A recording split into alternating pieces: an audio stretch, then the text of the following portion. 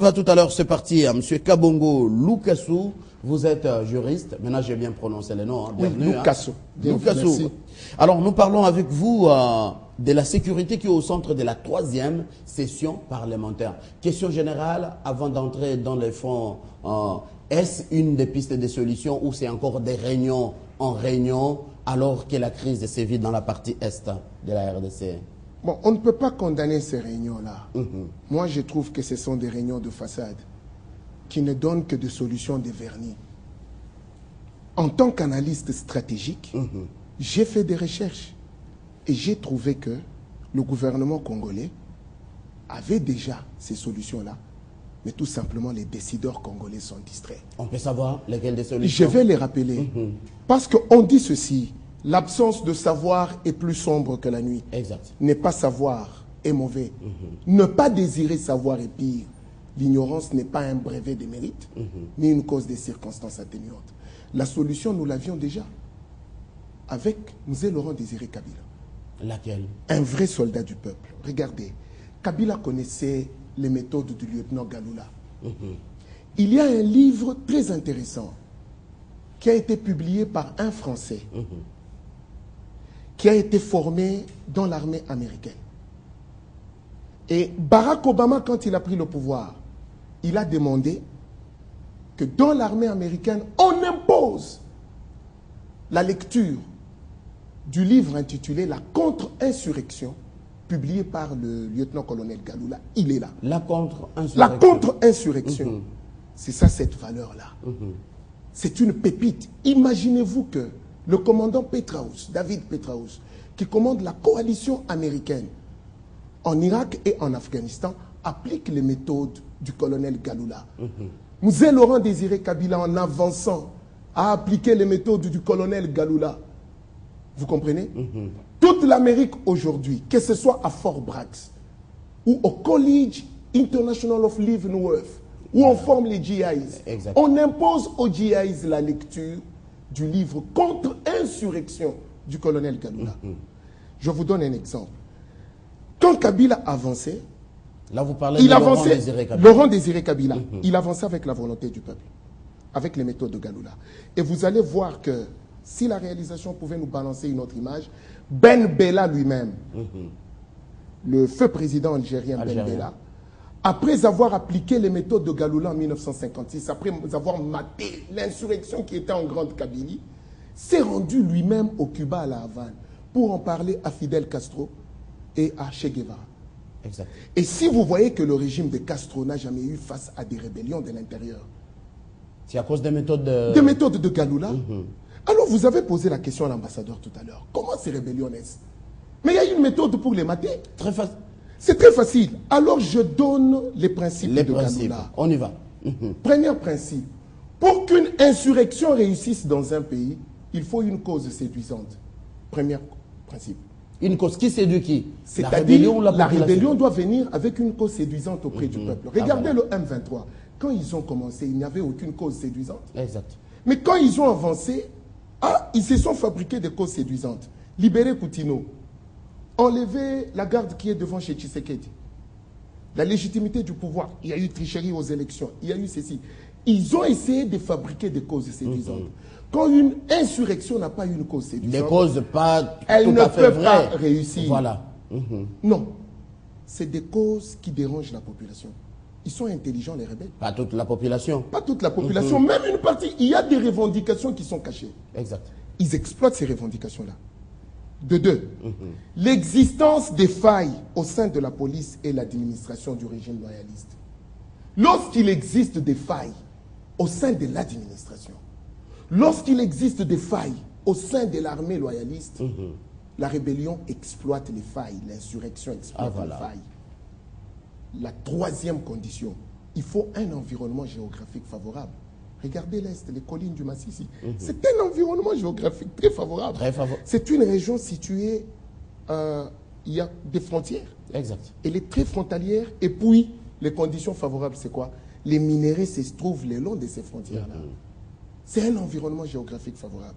Ensuite, la quatrième condition pour qu'une insurrection réussisse, il faut quoi? Il faut un soutien extérieur efficace. Un soutien extérieur efficace. Donc ici pour voilà, le cas, par exemple, Galula avait donné les 4 conditions en conditions. 1956 et en appliquant les méthodes originales, ce lieutenant-colonel que vous avez vu en lunettes est parvenu à mater la rébellion de la Grande Kabylie.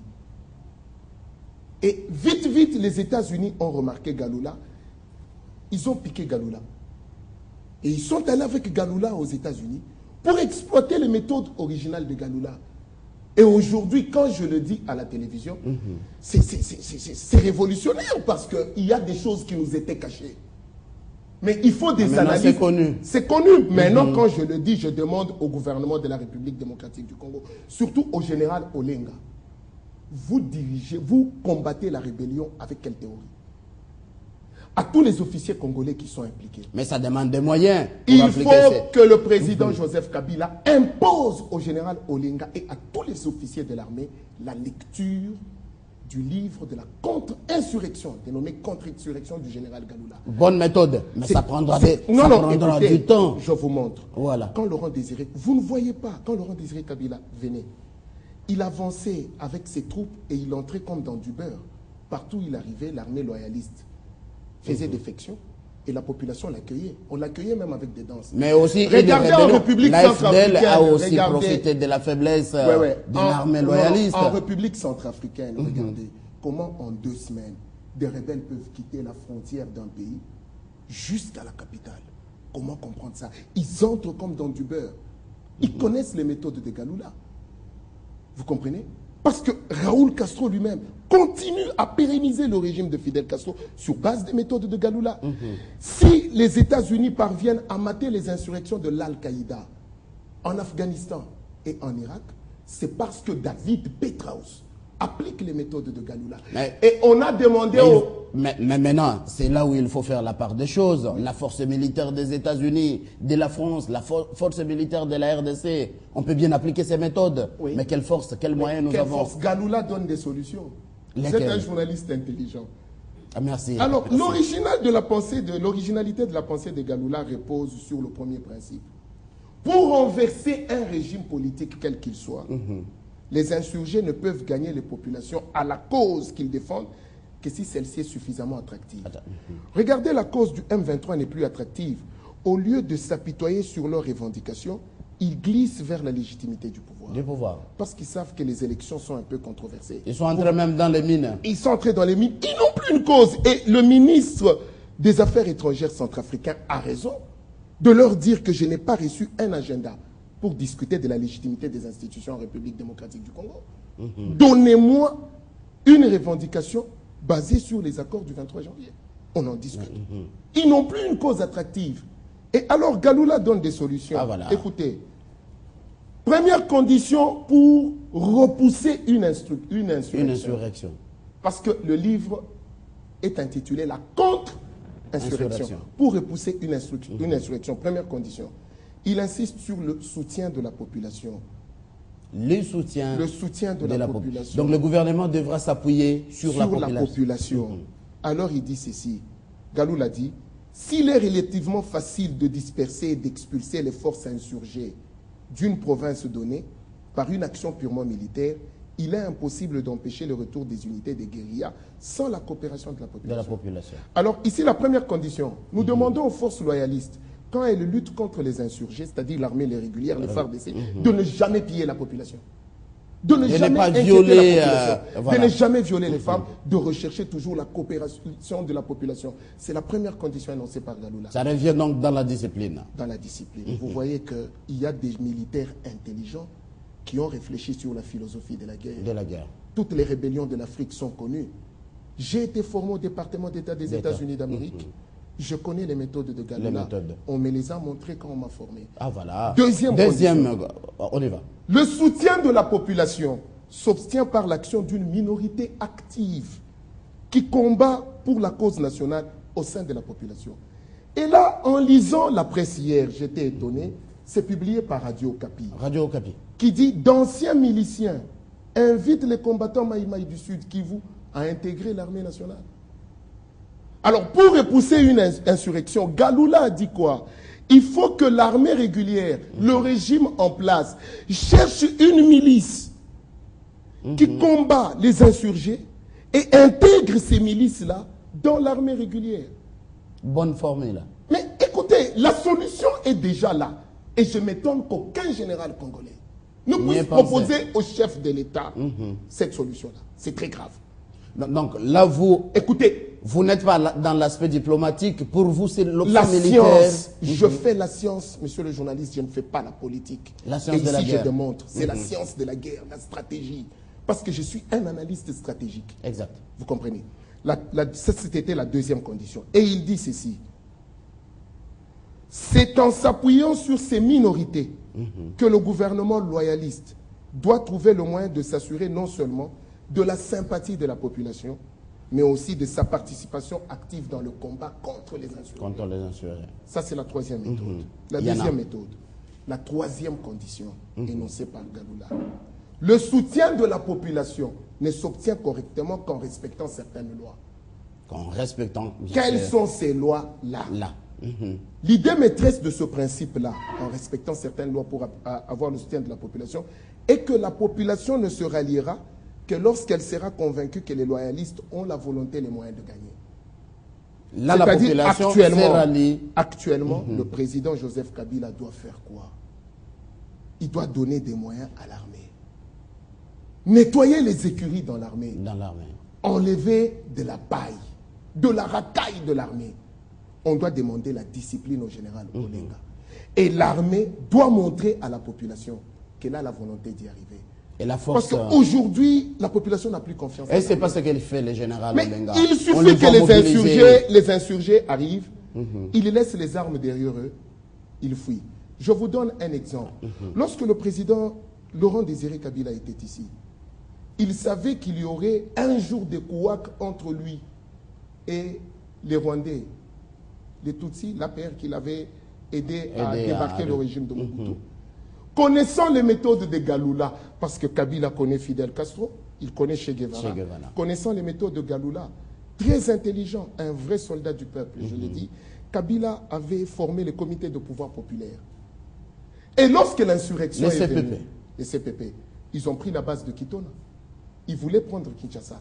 Répondez-moi, monsieur le journaliste, qui s'était occupé des insurgés?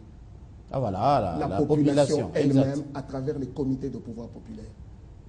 Vous voyez que les solutions étaient déjà là. Et on est en train de distraire les autorités pour rien. Vous êtes en train de dire qu'actuellement, les pouvoirs loyalistes en place, les généraux Olenga n'appliquent pas ces méthodes. Mais on n'applique plus les méthodes de Galula. Kabila les connaissait. Laurent Désiré Kabila connaissait Galula. Et tous les stratèges qui ont travaillé avec Laurent Désiré sont ici en place. Mais écoutez, ce n'est pas n'importe quel maquisard Kabila que nous avons eu. C'est quelqu'un qui connaissait Ahmed Ben Bella. Et quand il a pris le pouvoir, regardez ce qu'il a fait. Il est allé d'abord visiter ses anciens amis maquisards. Il est d'abord allé où?